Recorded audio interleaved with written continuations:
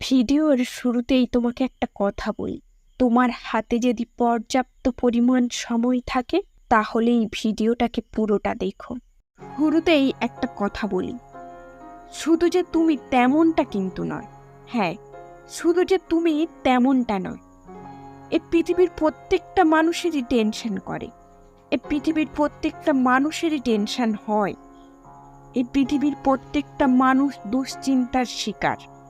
কিন্তু আমাদের মধ্যে সেই সব থেকে উত্তম নিজেকে যত বোঝাতে পারো যে এগুলো করে কোনো লাভ নেই, দুশ্চিন্তা করে টেনশন করে কোনো লাভ নেই, কোনো লাভ হয় না, কোনো সমস্যার সমাধান হয় না। যে নিজেকে বোঝাতে পারে যে টেনশন মানুষের ব্লাড প্রেশার এবং রোগের সংখ্যা ছাড়া আর কিছুই বৃদ্ধি করে না।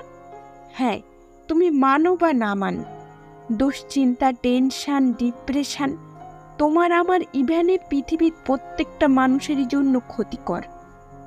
আজ কথা বলবো এমন কিছু পদ্ধতি, এমন কিছু মাধ্যম, এমন কিছু উপায় যার দ্বারা নিজেকে টেনশন মুক্ত হওয়া যায়, দুশ্চিন্তা মুক্ত রাখা যায়। এমন 5টি পয়েন্ট যেটা হয়তোবা তোমাকে দুশ্চিন্তা রাখতে, তোমার টেনশন কমাতে অনেক বেশি সাহায্য করবে।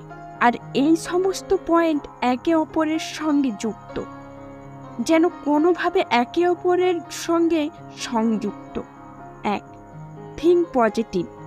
পজিটিভ নেগেটিভিটি এটা এমন একটা জিনিস যেটা তোমার আমার চিন্তার সব থেকে বড় কারণ, বলতে গেলে সব থেকে বড় কারণ।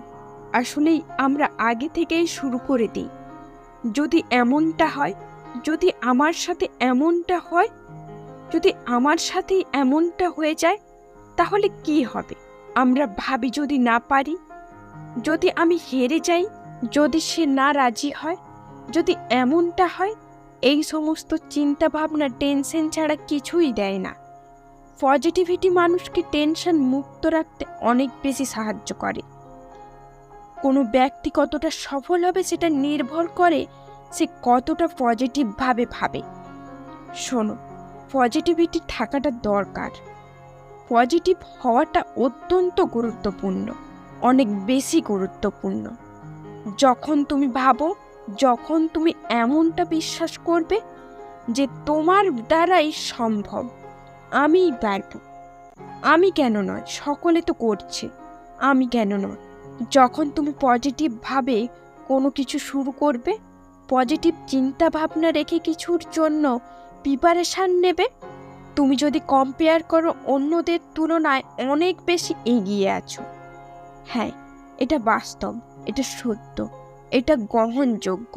জীবনে যারা চিন্তা ভাবনা রাখে তারা 8-10 জনের থেকে অনেক এগিয়ে আছে। বি পজিটিভ থাকো। নিজেকে দুশ্চিন্তা মুক্ত রাখতে পজিটিভ হওয়াটা অত্যন্ত গুরুত্বপূর্ণ। নিজেকে টেনশন মুক্ত রাখতে পজিটিভ ভাবনা গুরুত্বপূর্ণ। 2.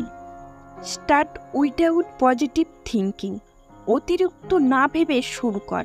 আমরা কি করি, কোন কাজের শুরুতেই প্ল্যানিং হয়, অতিরিক্ত চিন্তা করি যে আমার সাথে যদি এমনটা হয় তাহলে কি হবে।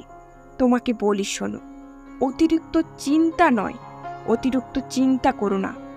অবশ্যই বড় কোনো কিছু করার আগে প্ল্যানিং থাকাটা প্রয়োজন, কিন্তু কখনো কখনো আমাদের প্ল্যানটাকে এতটা বড় করে ফেলি, এতটা জটিল করে ফেলি যে আমাদের চিন্তা হয়, টেনশন হয়। না, এমন প্ল্যানিং করো না যেটা তোমার চিন্তার কারণ হয়, যেটা তোমার দুশ্চিন্তার কারণ হয়। কোনো কিছুর কাজের শুরুতে অনেক বেশি চিন্তা ভাবনা রেখো না।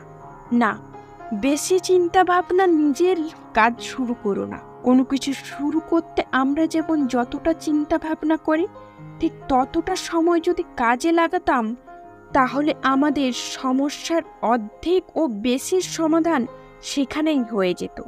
তাই প্ল্যানিং করো, চিন্তা করো না। প্ল্যানিং করো, কিন্তু অতিরিক্ত চিন্তা নয়। 3. সুদূর ভবিষ্যৎ নিয়ে ভেবো না। এই পৃথিবীতে আমরা টেনশন করি, দুশ্চিন্তা করি কিছুটা কারণে আর বেশিটা অকারণে। আমরা আমাদের ভবিষ্যৎকে নিয়ে অতিরিক্ত চিন্তা করি, যা আমাদের টেনশনের কারণ হয়ে দাঁড়ায়। আমরা ভাবি জীবনে এতটা করব, ওটা করব, একটা বাড়ি করতে হবে, একটা গাড়ি করতে হবে। না, সব সময়ের জন্য নয়, কিন্তু কিছু কিছু সময় এগুলো আমাদেরকে টেনশনের কারণ হয়ে দাঁড়ায়। আমাদের অতিরিক্ত চিন্তা, অতিরিক্ত টেনশন কখনো কখনো আমাদের ডিপ্রেশনের কারণ হয়ে দাঁড়ায়। যদি তোমার গাড়ি বাড়ি তৈরি করার ইচ্ছা তোমাকে মৃত্যুর মুখে ফেলে দেয়, তাহলে কি হবে? সে গাড়ি বাড়ি কি হবে করে তোমার? আমি আগেও বলেছি, এখনো বলছি, প্ল্যান করো, কিন্তু চিন্তা নয়, আশা কম রাখার চেষ্টা করো।